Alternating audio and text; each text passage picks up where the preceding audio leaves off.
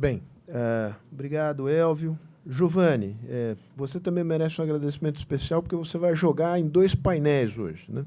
Está cobrindo 2 posições. O Giovanni é o diretor de Estudos Econômicos e Energéticos da EPE. 15 minutos, Giovanni. Se você me autoriza uma pequena provocação, Giovanni, aqui é curiosidade de leigo, de quem ouve e lê coisas esparsas a respeito do setor de energia. A discussão em torno de, digamos, se o gás natural é, de fato, uma fonte necessária para fazer uma transição segura, ou se, de alguma maneira, é possível, digamos, saltar essa etapa e ter uma estratégia mais agressiva de uso das energias variáveis ou intermitentes, não querendo entrar aqui na polêmica semântica. Bom, eu vou pedir para responder ao final da apresentação. Não, porque claro, acho que, de certa forma, evidente. eu tangencio essa questão trazida por você, Sérgio. Bom, em primeiro lugar, quero... Vocês estão me escutando bem? Fala um pouquinho mais próximo do microfone, Giovanni. Que eu acho que... Bom, consegui. Tá bom. Então, agradecer a oportunidade de falar em nome da EPE, nesse evento tão importante, presidente e toda a mesa aqui, muito importante para a gente estar representado nessa mesa, ter essa oportunidade. Rapidamente, até porque eu tinha preparado uma apresentação para 20 minutos, eu vou encurtar, vou falar em 15, como solicitado, que é um desafio para alguém que fala com a voz tão arrastada e com tanto chiado quanto eu, mas vamos tentar. A EPE, a apresentação vai estar disponível, então eu não vou entrar nos detalhes, mas a gente gosta de se ver como uma instituição que busca reduzir a assimetria de informação para que, com isso, nivelar o campo de jogo de tal forma que os mercados, de forma descentralizada, possam atuar de uma forma mais competitiva. Então, dessa forma, a gente busca contribuir para reduzir o custo de transação, de obtenção de informações, de tomada de decisão no mercado, de tal forma a estimular novos entrantes e um mercado mais competitivo e mais eficiente. Então, progressivamente, a disponibilidade de informação ampla, de baixo custo ou gratuita, que é o que a gente faz, é progressivamente importante quanto mais competitivo fica o mercado, porque isso contribui para justamente tomada de decisões de alocação mais eficiente. Então, justamente por isso que a gente busca colocar os nossos trabalhos todos disponíveis na nossa página gratuitamente. Entrando no ponto da apresentação propriamente dito, é importante a gente ter a noção que o padrão histórico de transição energética é lento, medido em várias décadas, né? Isso tem vários estudos sobre isso. A questão é que a gente, como humanidade, hoje enfrenta um desafio que é precisar acelerar essa transição, sobretudo por conta dos aspectos relacionados às mudanças climáticas no planeta. Isso já mencionado tanto pelo Davi, com quem eu tive a honra de trabalhar na ANP sobre a liderança, e do Elvio, representando aqui o Ministério, também já mencionou a questão que essa transição ela vai em direção a fontes de baixo carbono.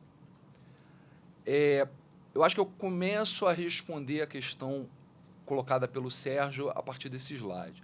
Agora, é fundamental a gente perceber que transição energética não é só sobre energia.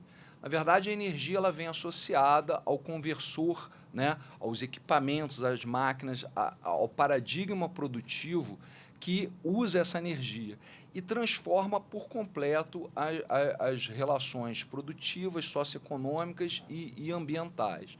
Então, a transição energética, nesse momento, ela também aborda questões como as mudanças climáticas e, sobretudo, as inovações tecnológicas, e, em particular, tudo aquilo ligado à inteligência artificial, internet das coisas, blockchain, toda a digitalização de uma forma mais ampla, que vai permitir, entre outras coisas, acomodar justamente as fontes variáveis na matriz energética na sua plenitude.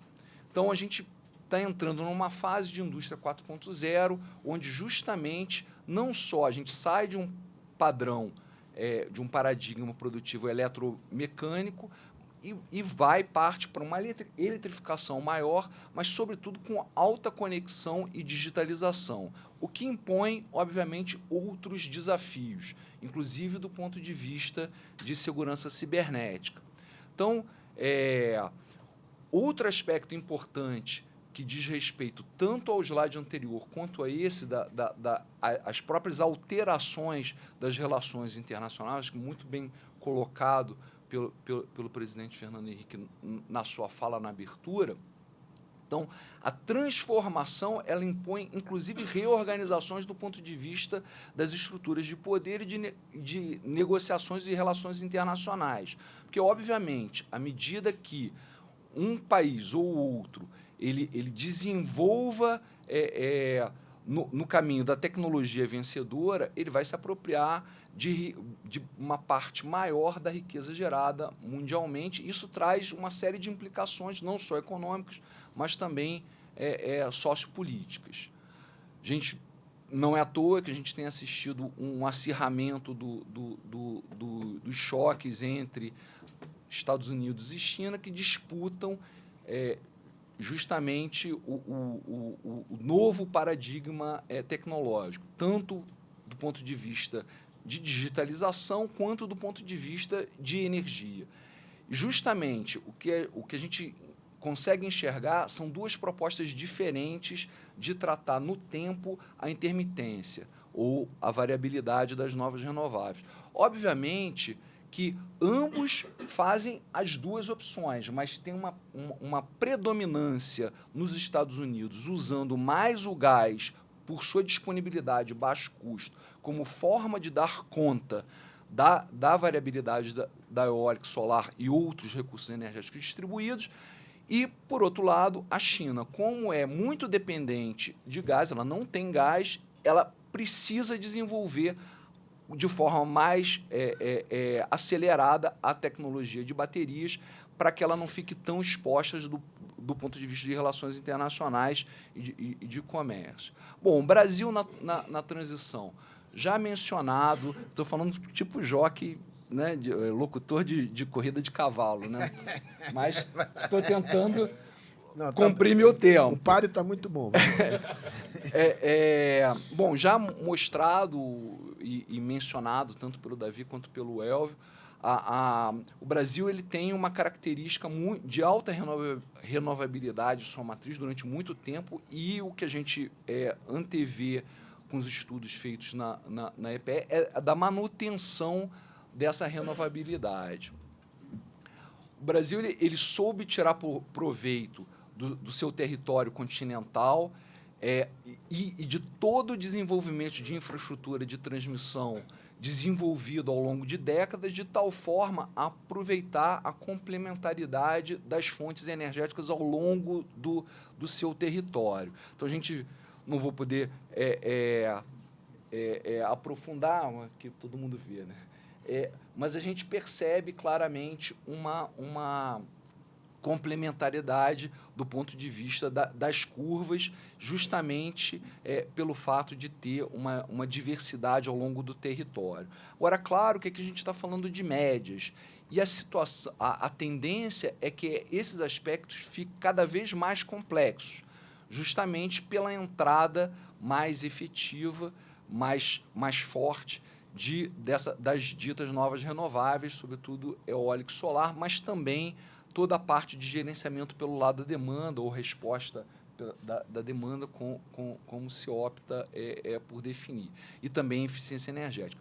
Tudo isso precisará ser acomodado de uma forma bem efetiva, não só pelo planejamento, mas, sobretudo, pela política e pela regulação. Então, se, por um lado, temos todo um processo de inovações tecnológicas, por outro, é preciso que toda a infraestrutura de desenhos de mercado seja reavaliada e reestruturada de forma a conseguir acomodar de uma forma mais efetiva todos os benefícios que podem ser gerados por essas fontes e pela complementariedade dessas fontes e pela nova era digital. Bom, eu não vou detalhar os números, mas aqui só para dizer que todas as fontes elas crescem. Obviamente, do ponto mesmo a hidrelétrica, né, a energia hidráulica. Mas, do ponto de vista percentual, o ponto é aquele já levantado, explicitado pelo Elvio. Né? A gente percebe, pelo menos no cenário de referência, uma redução da participação das hidrelétricas e um aumento das novas renováveis, né? Da eólica e solar, e mais PCHs e biomassa. Esse processo de entrada mais acelerada, ele, no Brasil em particular, dado o preço hoje das baterias, né, e de outras formas de armazenagem de energia, ele justamente precisará de uma participação do gás bastante efetiva. Né? Que a gente está falando de elétrica, do setor elétrico, mas é importante a gente ter clareza também que transição energética não é só sobre eletrificação. Tem outros aspectos, porque, por exemplo, caminhão de longo curso, o peso da bateria, a bateria precisa ser maior, e o peso da bateria compete com o peso de carga útil para ser transportado. A mesma coisa acontece com aviões e a mesma coisa acontece com navios. Então, a eletrificação dificilmente vai conseguir resolver a demanda energética desses segmentos, justamente por conta dessas competições. E tem muitas coisas acontecendo no mundo. Uma das coisas que eu julgo mais interessante, que acaba, de certa forma, tangenciando a assim chamada economia circular, é o desenvolvimento de tecnologia chamada Power to Gas ou Power to Liquids, onde você sequestra carbono da atmosfera ou diretamente de uma planta industrial, faz processos de obtenção de hidrogênio, quer via eletrólise da água, quer via outras fontes, como a própria biomassa ou o gás natural, reorganiza as moléculas de tal forma a fazer um combustível sintético, seja ele gás, seja ele líquido. E isso pode ser feito a partir de renováveis. Então, a grande verdade, e no final da minha apresentação não vou mostrar aqui, mas tem uma sequência de outros slides com modelos de negócio, é que o setor haverá um processo de integração progressiva e interrelacionado entre setor elétrico e setor de óleo e gás. Então, na verdade, muito mais do que cenários de preto ou branco, a gente vai enxergar um degradê de cinza, um processo de transformação da própria indústria de óleo e gás em direção à eletrificação e à redução da sua pegada de carbono. Isso já está acontecendo no mundo, já está acontecendo no Brasil, basta a gente lembrar que parte do levantamento de potencial sobre eólico offshore no Brasil tem sido trazido pela indústria de óleo e gás. Então, é muito mais complexo. Certamente, na tarde, no painel sobre biomassa, discutiremos um pouco mais dessas questões, mas basta ver um processo de diversificação de estratégias, migração de expertise da própria indústria de óleo e gás em direção a segmentos de menor pegada ambiental. Bom, era isso que eu tinha para falar. Desculpa a correria. E, acima de tudo, para fechar, dizer que o planejamento energético ele passará a ter um novo papel, muito mais do que simplesmente projetar e tentar acertar, como bem descreveu o Davi, que a única certeza que teremos é que erraremos, mas é muito mais explorar os cenários, identificar os dilemas decisórios para que a gente possa se preparar para o futuro, que a gente tenha mais visibilidade das transformações e como acomodar todas essas transformações, quer sejam de ordem energética, quer sejam de ordem tecnológica ou sociopolítica e econômica, estruturar desenhos de mercado que permitam a potencialização e o aproveitamento dos benefícios de todas essas transformações para a sociedade brasileira. E, acima de tudo, melhorar a comunicação, porque sem isso hoje a gente não faz nada. Muito obrigado.